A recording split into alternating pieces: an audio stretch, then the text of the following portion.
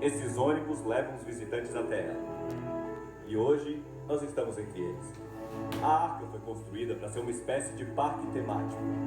Então, você não está curioso para saber o que tem lá dentro?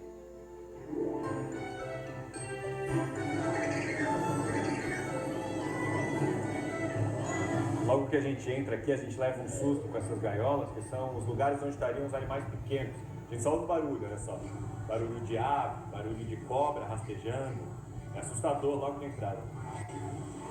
São caixinhas de som dentro de cada uma dessas gaiolas. Mas que parece real? Parece. Noé aparece rezando logo depois. Parece um pouco menos real. Os criadores dessa arca dizem que usaram de liberdade artística para imaginar esse lugar em que a gente está agora, que é o lugar onde morava a família do Noé. Olha só, parece um hotel, o lugar onde eles faziam as refeições. E logo aqui do lado tem a cozinha, com um grande suprimento de vegetais, porque os criadores dessa arca também acreditam que naquela época a família do Noé era vegetariana, apesar de ter muitos animais dentro da arca. E aí começam a aparecer os animais. Um casal de ursos, um casal de cervos. Segundo os criadores da arca, muitos morreram depois que voltaram à terra firme. Era difícil que apenas um casal repopulasse a terra. Eles não acreditam que animais possam ter sido extintos pelos motivos explicados pela teoria da seleção natural de Charles Darwin. É a teoria mais aceita pela ciência e diz o seguinte: na savana africana havia várias girafas. Na época de seca, as folhas mais verdinhas das árvores ficavam lá no alto. Então sobreviviam aquelas que tinham um pescoço maior. As que tinham um pescoço menor morriam. E essa característica ia passando para outras gerações. O pessoal que construiu a arca acredita no criacionismo, que tudo e todos fomos feitos por Deus. Os animais da arca são todos de mentira. Um grupo de artesãos construiu as cópias fiéis. Todos eles, aliás, têm que ser fiéis. Acreditar em cada detalhe da história da arca.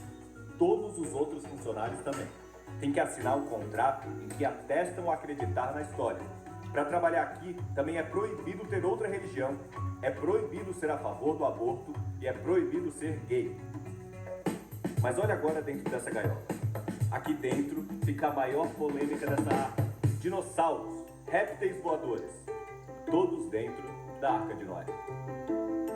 Pelo que conta a Bíblia, a história da arca foi há cerca de 6.000 anos. Agora, a ciência acredita que os dinossauros foram extintos há 65 milhões de anos e que seres humanos, como a gente, surgiram há 200.000 anos. Ou seja, segundo a ciência, um homem nunca viveu no mesmo mundo dos dinossauros. Quando o primeiro homem surgiu, eles já estavam extintos há muito tempo. Isso aqui nunca aconteceu. Mas o que pensa o pessoal que visita a arca e vê uma coisa dessas? Eu pergunto se esse homem acredita que havia dinossauros na Arca de Noé. No doubt. Sem dúvida. Eu pergunto se ele não acredita então no que diz a ciência. We believe in what the Bible says and the Bible. Eu acredito no que diz a Bíblia. E lá dizem que havia diferentes animais, incluindo dinossauros. And that's including dinosaurs. Na arca não trabalham só artesãos, mas também especialistas que querem provar que essa é a teoria certa. O Nathanael é doutor em biologia genética pela Universidade de Harvard, uma das melhores do mundo, e acredita no criacionismo.